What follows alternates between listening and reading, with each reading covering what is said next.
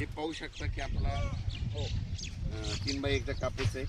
कापसाचं वय कशाने ओळखायचं तुम्हाला सांगतो. हे खाल्लं फांद्या, एक फांदी 3 दिवसाला वाढते. हे एक फांदी वाढली की 3 दिवस, हे 2, हे 3, हे 4, हे 5, हे 6, 7, 8, 9, 10, 11 म्हणजे ती दिवस झाली. असं फांद्यावर सुद्धा वय ओळखता येते. धन्यवाद.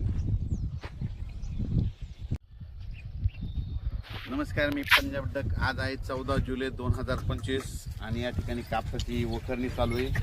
आणि आजच्याने ह्या कापसाला जवळपास 34 दिवस झाले. 10 जूनची धुळपेरणीचा कापूस आहे. 11 तारखेला पाऊस पडला होता आणि आज आहे 14 जुलै 2025 आणि आज माझ्या महाराष्ट्रातल्या शेतकऱ्याला या ठिकाणावर मी अंदाज देणार आहे.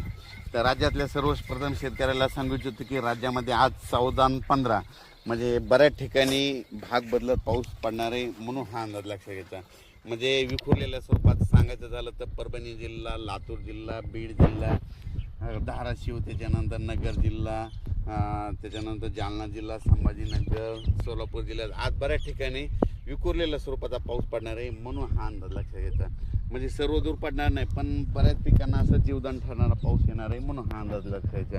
मग राज्यात मोठा पाऊस कधी येणार, तर राज्यात तुम्हाला एक सांगू इच्छितो की मोठा पाऊस कधी येणार. तुम्हाला एक सांगू इच्छितो की राज्यामध्ये सांगायचं झालं तर सध्या तरी मोठा पावसाचं वातावरण नाही, असाच भाग बदलत विखुरलेल्या स्वरूपातच पडणार आहे, म्हणून हे अंदाज लक्षात घ्यायचा. राज्यात फक्त जुलैच्या शेवटच्या आठवड्यात मात्र चांगला पाऊस राहणार आहे, म्हणून हा अंदाज लक्षात घ्यायचा. म्हणजे सांगायचं तर जुलैच्या शेवटच्या आठवड्यात म्हणजे हा पाऊस राहणार आहे.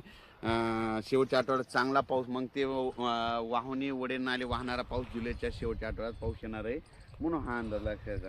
पण राज्यात सध्या तरी मात्र पूर्व विदर्भ झालं, पश्चिमी विदर्भ झालं, दक्षिण महाराष्ट्र, उत्तर महाराष्ट्र, कोकणपट्टी, खानदेश सर्व दूर असं उडे नाले वाहतील तसा पाऊस नाही. फक्त आज मात्र 14 आणि 15 जुलैच्या दरम्यान मात्र दुपारी 3च्या नंतर बऱ्याच ठिकाणी पाऊस पडायलेला दिसेल. भाग बदलत पर्सनल काहीला सोडून देईल, कुठं पडेल कुठं नाही, म्हणून हे लक्षात येतं. पण राज्यात सध्या तरी मोठं नाही, पण राज्यात मात्र 14-15 आज बऱ्याच ठिकाणी ठिकठिकाणी पाऊस पडणार आहे, म्हणून हे लक्षात यायचं.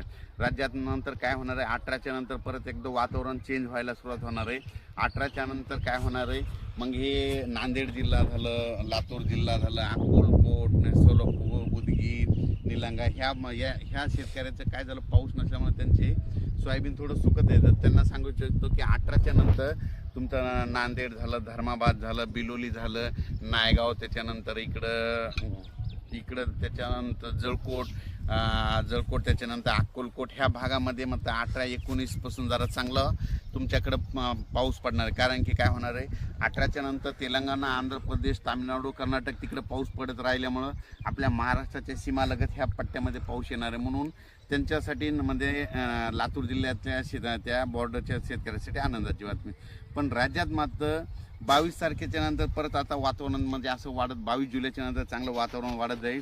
मात्र 27, 28, 29 जुलैला मात्र काय होईल, म्हणजे राज्यात सर्व दूर मोठा पाऊस येणार आहे, म्हणून हे अंदाज लागतं. म्हणजे सांगायचं झालं तर 25 जुलैच्या नंतर जुलैच्या शेवटच्या आठवड्यात चांगला मोठा पाऊस येणार आहे, म्हणून हा अंदाज लक्षात येतं. आणि तुम्हाला एक सांगतो, हे जे अंदाज देत आहे हे नेमकं माझ्या शेतामध्ये, आणि हे आम्ही धुळपेरणी कापूस लावलेला आहे. या ठिकाणी हे अंतर 3x1 केलेलं आहे, आणि हे 3x1 काढल्याच्या नंतर त्याला एकदाच फक्त रेगाटीला खत दिलेलं आहे, परत खत दिलेलं नाही.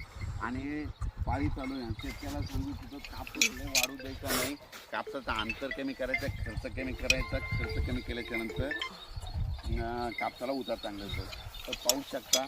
आणि या ठिकाणी राज्यात आज बऱ्याच आमच्या परभणी जिल्हा झालं, बीड जिल्हा झालं, लातूर जिल्हा झालं, जालना जिल्हा, संभाजीनगर, नगर जिल्ह्याचा काही भाग या शेतकऱ्याला सांगू इच्छितो की आज बऱ्याच ठिकाणीमध्ये विखुरलेल्या स्वरूपाचा पाऊस पडणार आहे. ज्याला पडला त्यांना चांगलं होणार आहे, काही जणांना सोडून देखील देणार, म्हणून हे लक्षात. पण राज्यात सध्या तरी म्हणजे 20 तारखेपर्यंत तर 20 जुलैपर्यंत तरी असं सर्वदूरचा पाऊस नाही, फक्त असा विखुरलेल्या स्वरूपाचा पडणार आहे, म्हणून हा अंदाज लक्षात घ्यायचा.